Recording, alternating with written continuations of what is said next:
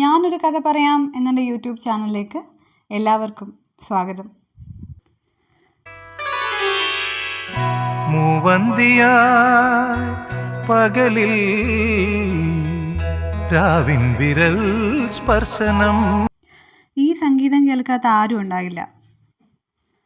ചെറിയാൻ കൽപ്പകവാടി തിരക്കഥാ സംഭാഷണം നിർവഹിച്ച് മോഹൻ സംവിധാനം ചെയ്ത് മോഹൻലാൽ, ശോഭന, ഇന്നസെന്റ്, ശാന്തികൃഷ്ണ എന്നിവർ പ്രധാന വേഷങ്ങളിലെത്തിയ ചിത്രമാണ് പക്ഷേ.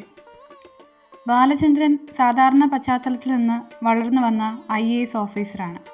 പിതാവിൻ്റെ കടബാധ്യതകളും കുടുംബത്തിൻ്റെ സാമ്പത്തിക പ്രതിസന്ധിയും കാരണം തൻ്റെ ബാല്യകാല പ്രണയിനിയായ നന്ദിനിയെ ഉപേക്ഷിച്ച് സമ്പന്നയായ കോൺട്രാക്ടറുടെ മകൾ രാജേശ്വരിയുമായി വിവാഹം കഴിക്കാൻ ബാലചന്ദ്രൻ നിർബന്ധിതനാകുന്നു. പക്ഷേ വിവാഹ ജീവിതം ബാലചന്ദ്രന് പ്രതീക്ഷിച്ച സന്തോഷം നൽകിയില്ല. സമ്പത്ത് മാത്രം കണ്ട് വളർന്ന മകൾ അഹങ്കാരിയായ ഭാര്യ കൂടിയായി രാജേശ്വരി മാറിയിരുന്നു. ബാലചന്ദ്രനെ ശരിക്കും കോൺട്രാക്ടർ വിലയ്ക്ക് വാങ്ങുകയായിരുന്നു. കോൺട്രാക്ടറായി വേഷമിടുന്നത് തിലകനാണ്. ഡിവോഴ്സ് വരെ എത്തി ബാലചന്ദ്രനും രാജേശ്വരിയും വേർപിരിയുന്നു. ബാലചന്ദ്രനെ അപ്പോഴും അലട്ടിയിരുന്നത് തൻ്റെ മക്കളെക്കുറിച്ച് മാത്രമാണ്. ബാലചന്ദ്രൻ്റെ നന്ദിനി കേന്ദ്ര സാഹിത്യ അക്കാദമി അവാർഡ് വാങ്ങുന്ന എഴുത്തുകാരിയായി മാറിയിരുന്നു. ജീവിതത്തിൻ്റെ മറ്റൊരു ഘട്ടത്തിൽ ബാലചന്ദ്രനും നന്ദിനിയും വീണ്ടും കണ്ടുമുട്ടുന്നു. അവിടെ നിന്ന് പഴയ ഓർമ്മകളും പൂർത്തിയാക്കാത്ത പ്രണയവും വീണ്ടും ഉയർത്തെഴുന്നേൽക്കുന്നു. പക്ഷേ വിധി സമ്മാനിക്കുന്നത് മറ്റൊന്നായിരുന്നു. ബാലചന്ദ്രൻ്റെയും നന്ദിനിയുടെയും യാത്രയ്ക്ക് തടസ്സമായി രാജേശ്വരിയും കുഞ്ഞുങ്ങളും തിരിച്ചു വരുന്നു.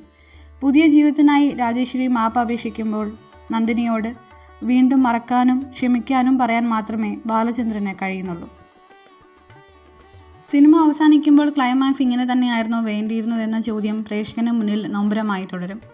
ജോൺസന്റെ സംഗീതം കഥയുടെ വികാരരംഗങ്ങളെ അതിശയകരമായി ഉയർത്തിപ്പിടിച്ചിരിക്കുന്നു. ഓരോ പ്രാവശ്യം വീണ്ടും കാണുമ്പോഴും കഥാപാത്രങ്ങളുടെ ഉള്ളിലെ പോരാട്ടങ്ങൾ പുതുതായി തിരിച്ചറിയപ്പെടുന്ന സിനിമയാണ് പക്ഷേ.